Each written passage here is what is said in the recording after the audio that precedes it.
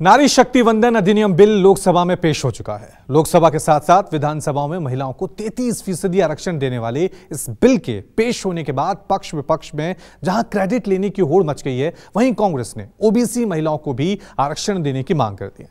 पक्ष विपक्ष के नेताओं का क्या कहना है इस मुद्दे पर, यह जानने की कोशिश की न्यूज़ 24 ने। हमारे साथ टीएमसी सांसद शत्रुघ्न सिन्हा है। सर, नए पार्लियामेंट और पुराने पार्लियामेंट में क्या फर्क आपको लगा? अब नया कोई भी नई चीज है जिसके सामने जिसका इतना प्रचार और प्रसार किया गया नए संसद का, भव्य तो है, इसमें दो राय नहीं। अभी मैं अंदर भी था, बैठा हुआ था और बहुत अच्छा लग रहा था। वैसे साथ साथ ये भी लग रहा था कि इतनी कंट्रोवर्सी के बाद नए संसद को लाया गया, क्या वाकई जरूरी था?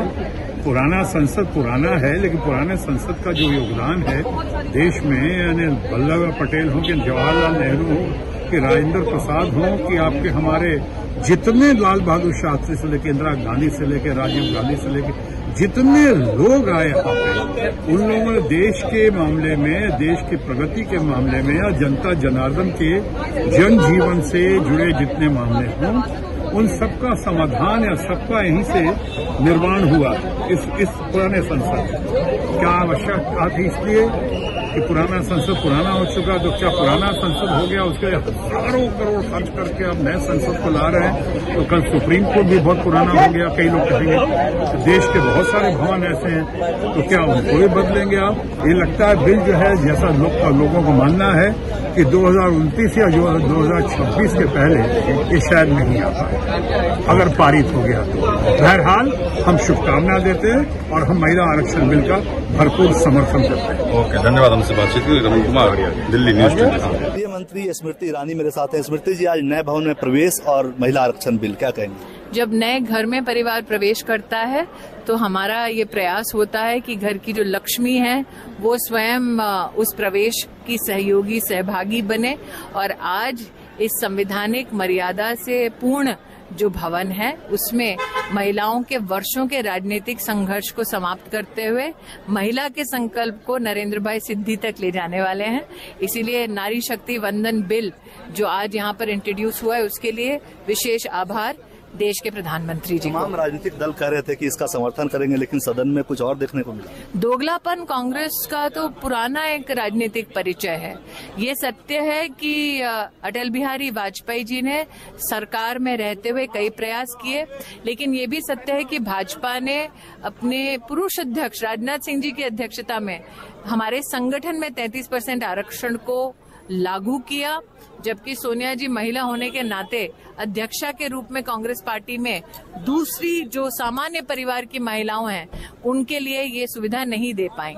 ये भी गांधी खानदान के षड्यंत्र का विशेष हिस्सा है, कांग्रेस के षड्यंत्र का विशेष हिस्सा है कि साल 2010 से लेकर 14 तक कांग्रेस के पास सदन में पूर्ण बहुमत था, कांग्रेस की सरकार थी, लेकिन उन्होंने इसको लोकसभा में पारित नहीं करके बल्कि लैप्स करवाया ताकि महिला के अधिकार और महिला की इच्छाओं के साथ वो कहीं न कहीं एक प्रकार का छल कर सके। प्रियंका जी, जो बिल है नारी शक्ति वंदन अधिनियम, ये आ चुका है और ये बिल आपको अच्छा लग रहा होगा, क्योंकि आखिरकार अब सरकार विपक्ष सब चाहता है कि विमेन रिजर्वेशन हो जाए। आप क्या कहेंगे बिल के बारे में? देखिए, दो चीज़ है इसमें। खुशी इस बात की है कि जो लड़ाई हम लोग इतने सालों से लड़ रहे हैं कि महिलाओं का राजनीतिक अधिकार होना चाहिए, जो बाबा साहब अम्बेडकर जी ने हमें वो अधिकार दिया था, जो बाकी विकसित देशों में लड़ाई लड़कर महिलाओं को मिला था, वो हमें बाबा साहेब अम्बेडकर ने हमारे कॉन्स्टिट्यूशन में दिया था। उससे हमें दूर रखा गया, इसलिए रिजर्वेशन लाने की जरूरत थी। पर दुख इस बात का है, जब बिल मैंने पढ़ा तो उसमें क्लियरली लिखा है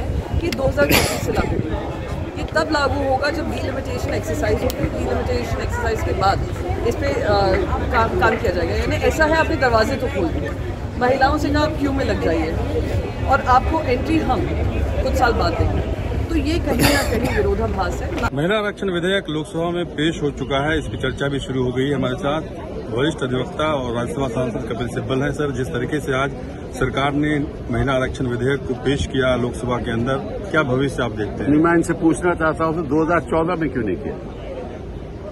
इनको महिला आरक्षण की याद आ जाए, 2023 में याद आई, जब इनको मालूम है कि 2024 में चुनाव होने वाले हैं। 2014 में हम तैयार थे, उसके बाद हर साल हम तैयार थे। कभी भी पारित हो सकता था, सब राजनीतिक दल साथ थे। तो इनको याद महिलाओं के आरक्षण का याद 2023 में क्यों आया? आज तक 2019 तक इनको आरक्षण मिल लेना चाहिए था। 2014 में अगर ये पारित करते या बिल लाते तो अब मिल जाता, आराम से मिल जाता। अब ये कह रहे हैं 2029 में मिलेगा। 2029 में तो दो चीजें होने वाली हैं, एक तो सेंसस होने वाला है और दूसरा डिलिमिटेशन होगा। अगर सेंसस और डिलिमिटेशन नहीं हुआ तो फिर कैसे फिर आरक्षण मिलेगा? कुमार, दिल्ली न्यूज़ 24। हमारे साथ बीजेपी के वरिष्ठ मंत्री RK. Singh. Sir, women's reservation bill table हो गया, कितनी महत्ता है? विपक्ष का ये कहना है कि वहाँ पे मैंने सुना कि राज्यसभा में बिल ऑलरेडी ये पास हो चुका है, तो लोकसभा में पास करके फिर से राज्यसभा में करना, मतलब एक थोड़ा सा विवाद वाली बात सुनाई दी। ये देखिए, वो लगता है कि वो संविधान की पूरी जानकारी उन्होंने लिया नहीं है, पढ़े नहीं है। ये वो बिल लैप्स कर गया, राज्यसभा ने पारित किया था, उसके बाद लोकसभा में 2010 को रेफर हुआ।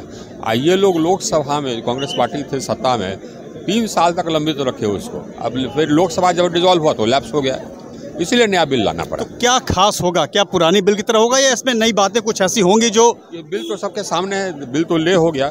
1/3 सीट्स पार्लियामेंट में, लोकसभा में और असेंबली में रिजर्व होंगी फॉर वुमेन। कितना फर्क पड़ेगा सर इससे? बहुत फर्क पड़ेगा। देखिए, जो जैसे प्रधानमंत्री जी ने अपने भाषण में कहा, अब दुनिया कहती है कि कोई भी देश विकसित देश तभी बन सकता है जबकि वो डेवलपमेंट में जो 50% आबादी है महिलाओं की, वो जब तक कि समान भागीदारी नहीं, समान रूप से भागीदारी उनकी नहीं होगी तो कोई देश विकसित देश नहीं बन सकता है। ये